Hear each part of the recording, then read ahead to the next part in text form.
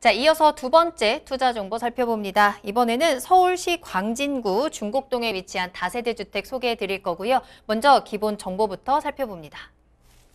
네, 이번에는 좀 서울로 가볼게요. 자, 서울의 광진구 위치한 중곡동 다세대주택입니다. 자, 이 5호선과 7호선 군자역 더블 역세권에서 도보 약 6분 거리에 위치해 있습니다. 자, 면적은 전유면적 26.94제곱미터로 되어 있고요. 실상 면적 42.75제곱미터로 보통 우리가 투룸하면 40제곱이 안 넘는 경우가 좀 있습니다. 39 정도 되는데 좀 더 넓은 투룸이라 생각하시면 될 것 같습니다. 층수는 6층까지 되어 있고 1층은 필로티 주차장 공간이 되어서 2층부터 6층까지 집으로 되어 있고요. 자, 특징 투룸 구조인데 에어 옵션 다 들어갑니다. 풀옵션 다 들어가고요. 준공은 5월에 준공이 완료가 됐고요. 그다음에 매매가는 3억 8,900만 원이 예상되고 있습니다. 네. 자, 이번에도 신축으로 전해드리고요. 서울시 광진구 중곡동에 위치한 다세대 주택입니다. 투룸 구조라는 점, 그리고 5호선, 7호선을 모두 이용할 수 있는 더블 역세권의 입지까지 일단 확인을 해드렸고요. 자, 그렇다면 조금 더 자세한 분석 들어가겠습니다. 입지와 함께 개발 호재 살펴볼게요. 네, 입지는 일단은 조금 서울에서도 상당히 좀 괜찮습니다. 왜 그러냐면 7호선과 5호선이 교차됩니다. 자, 물론 더블 역세권 있는 역들이 많은데 자, 이 5호선, 7호선 군자에서 도보 6분 거리에 위치해 있는데 자, 7호선 같은 경우는 남과 북을 연결한다고 생각하시면 될 것 같습니다. 자, 북쪽으로 해서는 뭐 의정부 라인으로 연결되고요. 그다음에 7호선 밑으로 면 강남으로 지나가서 뭐 청담이나 강남을 지나서 이 상도동을 지나가지고 뭐 가산 디지털단지 그다음에 뭐 철산에서 넘어가는데 자, 이 남과 북이 연결되는 부분이 있고 5호선은 자, 이 도심권이죠. 옆에 보면 뭐 우리가 종로나 또는 옆에 가면 뭐 광화문이나 이 5호선 그다음에 좀 더 가면 여의도, 뭐 마포, 목동까지 연결되는데 이 5호선과 7호선 교차된다는 게 반대로 보면 그만큼 많은 직장인들이 주거 지역으로 찾을 수 있는 지역이 바로 이 지역이다. 그래서 7호선, 5호선 교차된다는 게 상당히 큰 장점으로 보시면 좀 도움이 될 것 같습니다. 자, 그리고 그다음에 차량 이동하시는 분들 보면요. 차량 이동 같은 경우는 동부가선도로 가깝게 이용할 수 있기 때문에 동부가선도로 통해서 지금 다른 지역 넘어가도 되고요. 그래서 강변북로나 이용할 수 있는 부분들이 있고 또는 뭐 대로 좀만 더 밑으로 가면 천호대로입니다. 천호대로를 이용한다 하면요. 여기 좀 장안평으로 해서 지금 군자에서 이 길이 천호대로인데 천호대로면 천호까지 또 빠르게 진입할 수 있는 길이 되어 있다는 것도 참고하시면 도움이 될 것 같습니다. 자, 그다음에 편의 시설도 잘 되어 있습니다. 특히 이 지금 뭐 이쪽 라인 중곡동 같은 경우에는 지금 광진구 같은 경우는 편의 시설 잘 되어 있는 게 뭐냐면요. 첫 번째는 바로 군자 다음에 건대입구역이죠. 건대입구 같은 경우에는 지금 뭐 대학병원도 자리 잡고 있고요. 그다음에 백화점도 롯데백화점 자리 잡고 있죠. 그런 백화점과 함께 그다음에 인근에 또 대형마트들하고 자리 잡고 있고요. 그다음에 조금 더 가면 옆에 이제 한강 라인들 펼쳐집니다. 물론 건대입구 뚝섬 유원지도 자리 잡고 있는 것도 있는데 자, 이런 한강 유원과 함께 또한 뭐 요즘에 뭐 보면 뭐 주말에 예쁜 카페에 가시는 뭐 젊은 직장인들 많을 겁니다. 자, 그런 분들 옆에 좀만 더 가면 서울숲이하고 성수동이 바로 옆에 붙어 있습니다. 그렇기 때문에 이런 것들을 좀 참고하실 때 아, 생활 인프라 또는 녹지 공간들 다 자리 잡고 있는 지역이다. 이렇게 보시면 좀 도움이 될 것 같고요. 자, 그다음 업무지 좀 중요하겠죠. 자, 이 중곡동이라는 지역이 정확하게 따지면 좀 주거 지역이 좀 강세입니다. 자, 업무지보다는 주거의 개념이 강한데 그럼 반대로 말하면 그만큼 직장과의 거리가 얼마나 가까운가가 가치, 인기에 대한 그 가치겠죠. 척도겠죠. 자, 바로 밑에 7호선 타면 강남까지는 빠르게 접근할 수 있습니다. 자, 그렇기 때문에 강남에 대한 일자리를 확보할 수 있기 때문에 실제 임차인들 보면요. 강남에서 직장 다니시는 분들 상당히 좀 많이 들어와 있고요. 그 다음에 또 이 성파 잠실 쪽이나 강동 일대도 있고 또 성수동 일대도 뭐 다양하게 지식산업센터나 그쪽에서도 일자리 수요가 있기 때문에 이 다양한 직장인 수요를 어우러할 수 있는 지역 중에 하나가 바로 이 중곡동이고 그거에 대해서는 5호선과 7호선이 만들어주고 있다는 거 그거 좀 참고하시면 도움이 될 것 같고요.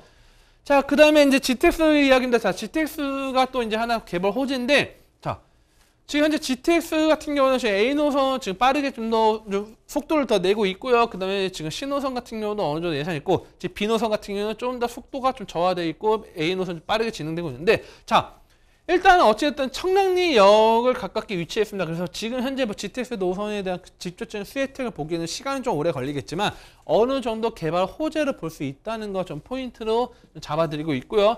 자, 그 다음에 두 번째 이겁니다. 강북 횡단선이 2023년도 착공 예정이 있습니다. 그래서 이 청량리 인근 가깝게 위치했기 때문에 청량리에 대한 강북 횡단선, 어떻게 보면 강북의 9호선이라 부를 수 있는 이 강북 횡단선이 또 연결된다고 착공이 들어간다면 어느 정도 인근 지역 파급 효과가 있을 수 있다는 것 좀 포인트로 잡아들고 있고요.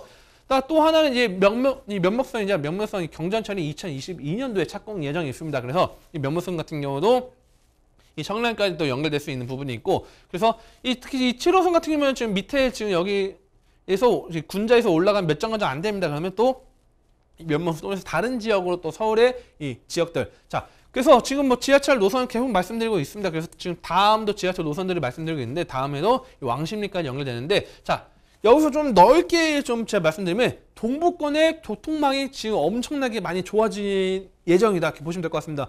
자, 이 동부권이 교통망이 상당히 뭐 나쁘진 않았습니다.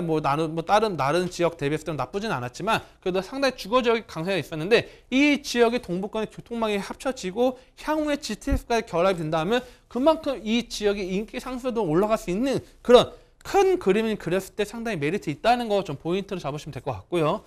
자, 그 다음에 청량리 일단 재정비 촉진지구 사업이 지금 하나하나 지금 진행되고 있고, 지금 상당히 빠르게 지금 어느 정도 높이 올라가 있는 건물들이 있습니다. 자, 업무지구가 지금 상당히 많아지는 그만큼 직장 수요도 어느 정도 흡수할 수 있다는 것도 지금 하나의 포인트 잡아드리고 있고요.